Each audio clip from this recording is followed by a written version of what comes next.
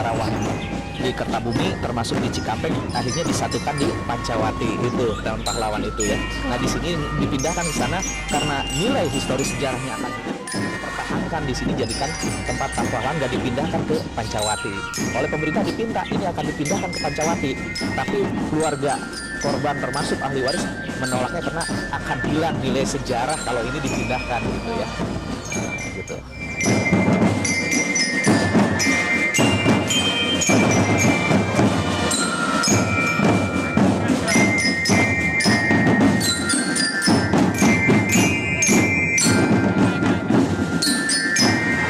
Monumen ini makamnya ada 181 ya makamnya, dari jumlah korban 431. Adapun sisanya yang tidak termakamkan di sini, satu adalah karena terhanyutkan oleh air. Kedua, juga banyak yang sudah menjadi tulang-tulang berserakan di mana dia terbunuh tidak diketemukan oleh masyarakat. Makanya di sana tidak ada istilah nama dan sebagainya. Akhirnya banyak yang dimakamkan di lokasi itu sendiri. Makanya di sini yang ada keluarganya, ada yang artinya sanak familinya, langsung dimakamkan masing-masing rumah, baru dipindahkan ke Taman Pahlawan. Gitu. Jadi di sini ada 181.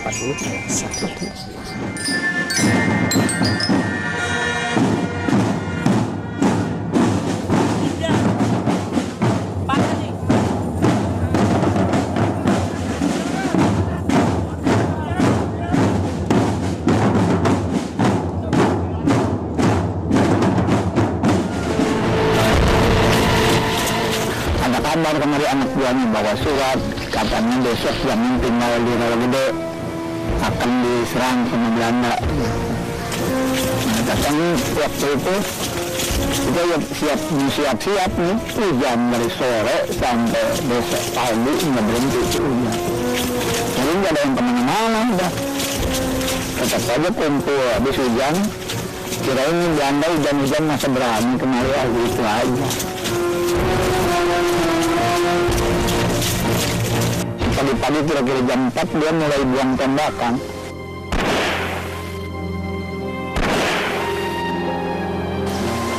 Tembakan besar, tembakan biasa, kecil. Langsung lewat gubung kemana, keluar kemari udah ada, keluar kemari nggak ada, ya udah. Kalau ke air aja datang gitu. Di kali ngumpul. Nah, itu hari sebelah dia tah. Tibelah dia ngaranna teh tibelah wetan. Harudang ibu teh, cek ibu teh, ieu naon faktor tibelah wetan, terus tibelah dor tah. Wah, cek ieu mah rek ribet. Kitu caritana ibu harudang ye, sak budak warga heula nya.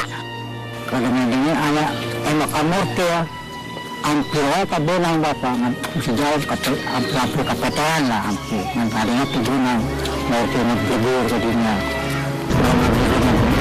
Satu dengan satu menjadi kalempang.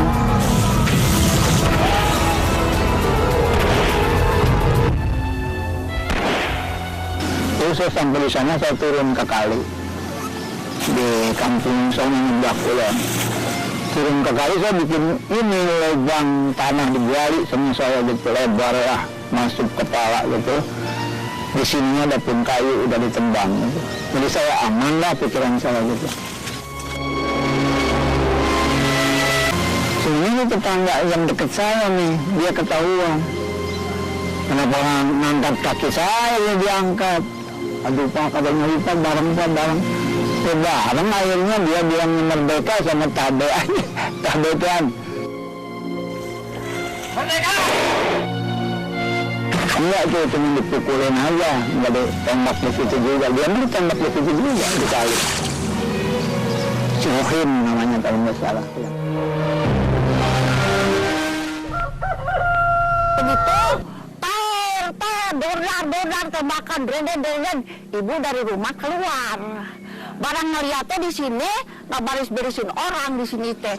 3 rumah, orang dimatiin, ditembak pakai tembakan. Tiga rumah.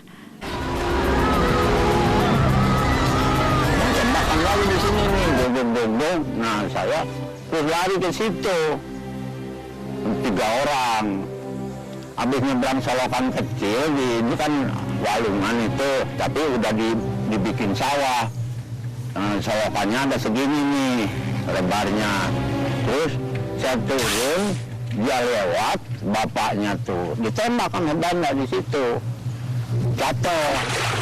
Saya selulut di pinggir kali, di pinggir itu Sawokan namanya Karna. Itu si Karna mah dia ini pakai anuan rumput, saya mah pakai anuan ini jerak Lembang, anu tuh apa Ulini. Ibu abdi mah dihareup di udang dina panto, ai salaki abdi mah dituruban ku samping di kolong ranjang, ai bapak abdi mah dituruban ku sulu.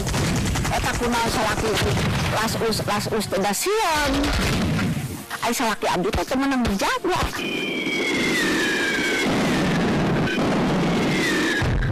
Aya ditolakna mah di sawah darebeun imah.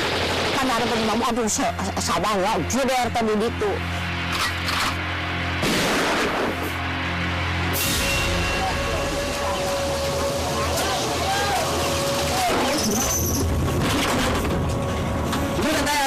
Tidak ada Tuan. Cari padang rumah ditembangin, atau yang ada rumah. Cari lelaki udah ada bawa, nggak ditembak dulu tuh bawa dulu kumpulin. 12 orang tuh dua jadi 6 barisan. Saya ada di paling depan, teman saya di belakang sini. Jadi yang ditembak kan belakang dulu. Orang tembaknya bukan tembaknya, yang nembak saya tapi nggak tahu rombongan orang nggak tahu. Ya kebanyakan kayak kita aja gini, kayak orang kampung lah gitu, orang biasa kulit hitam. Belandanya cuma di jalan, ngatur kayaknya gitu. Ini menceritakan di sana pernah peristiwa, artinya luar biasa yang terjadi di Rawagede, di mana para laskar-laskar atau BKR termasuk TKR pernah clash fisik ya. Artinya dengan sesama ini juga ada. Akhirnya Belanda masuk mengepung di sini dan di sana juga ada sebagian Belanda mengumpulkan masyarakat suruh jongkok dan suruh segala macam di sebelah sananya dan dibunuhlah di sana dalam beberapa kelompok gitu ya. Nah terakhir di sana ada pemakaman yang dilihat dalam relik ini ibu-ibu yang memakamkan. Jadi tidak ada laki-laki, semua ibu-ibu. Pemakaman yang paling ujung. Jadi korban di sini tiada yang dimakamkan oleh laki-laki, semua dari keluarga dari ibu-ibu itu sendiri. Nah itulah relik yang ada di sebelah sana. Cuma di sana ada kalimat esa hilang dia terbilang. Esa hilang dia terbilang ini adalah merupakan simbol ABRI, di mana mati satu tumbuh 1000. Nah inilah pejuang-pejuang bangsa, walaupun mati sedikit akan muncul lebih banyak lagi. Nah itu ada semboyan daripada esa hilang dua terbilang tadi.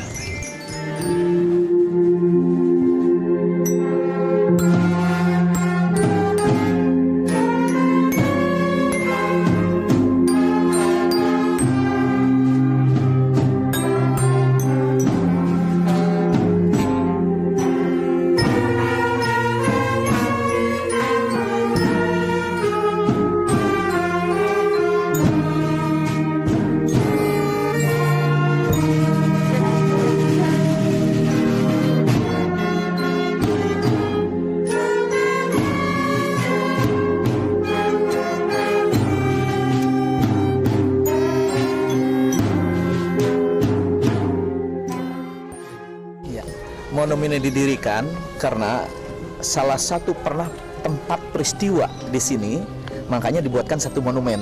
Mungkin adik-adik ya keseluruhan, di mana ada melihat tugu atau monumen di mana saja, itu di situ pernah terjadi peristiwa yang bersejarah. Itu adalah monumen.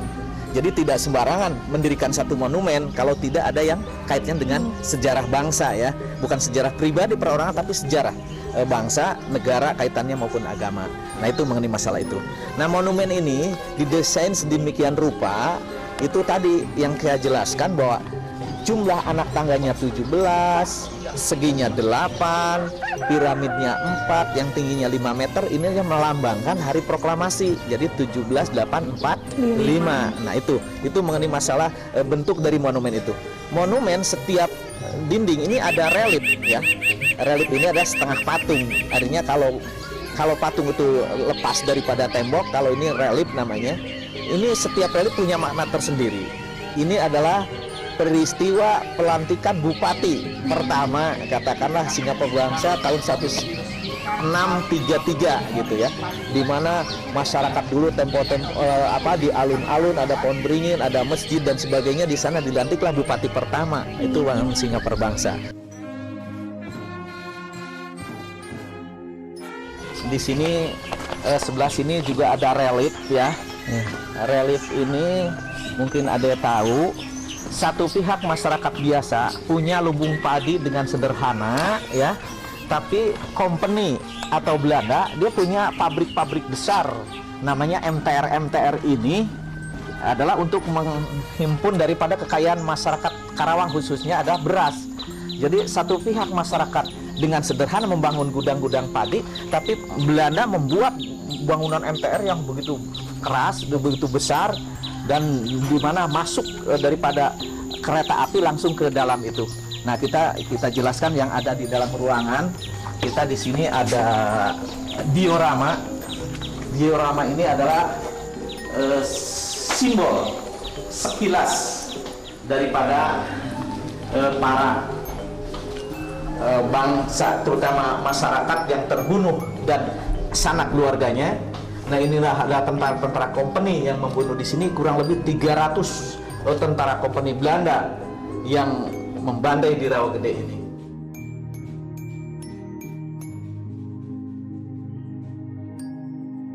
Orang-orang kampung sini sedang mengambil daripada keluarganya dan menangisi keluarganya.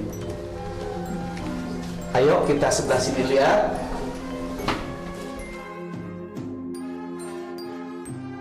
Nah, ini juga agar tahu ya, patung ini dibuat oleh mahasiswa dan dosen UGM, Fakultas Seni Rupa. Nah, ini yang luar biasa menurut mereka, ini patung-patung terbagus di Indonesia dibandingkan dengan patung-patung yang di lain gitu. Nah, itulah para korban-korban daripada masyarakat yang ada di desa ini. Nah, kita pindah lagi, naik ke sini, terus untuk menjelaskan nanti kita ke atas. Di sana juga ada dua korban yang usia 15 dan 18 tahun, namanya Atung dan Adul ya. Di sana sedang dirangkul oleh ibunya, seorang ibunya, karena bapaknya meninggal, kakeknya meninggal, dan ada dua anaknya, jadi satu keluarga 4 yang meninggal. Malah di sana tertera salah satu sajak puisi Karawang Bekasi yang ditulis oleh Hairil Anwar. Nah, disinilah di mana ada yang tulang-tulang berserakan di Karawang dan Bekasi. Di sini lokasi yang tidak bisa dihindari. Adik-adik, di sana juga ada salah satu sambutan dari Pak Nasution sebelum meninggal tahun 97. 98 Pak Nasution meninggal. Jenderal berbintang 5 waktu itu meninggalnya ya. Itu memberikan sambutan menjelaskan bahwa itu diakui oleh semua unsur. Saya juga pernah dikritik, kenapa busananya seperti ini? Kalau dari jarak jauh seperti Bunda Maria katanya. Ini juga perlu dijelaskan. Kebetulan 1 minggu mau diresmikan di sini kosong. Pak Tayo mengharapkan bahwa di sini ada patung yang sedang merangkul dua anak itu tadi ya, Atung dan Adul ibunya. Yang menerima telepon itu membuat patung di sana adalah orang Sumatera Barat.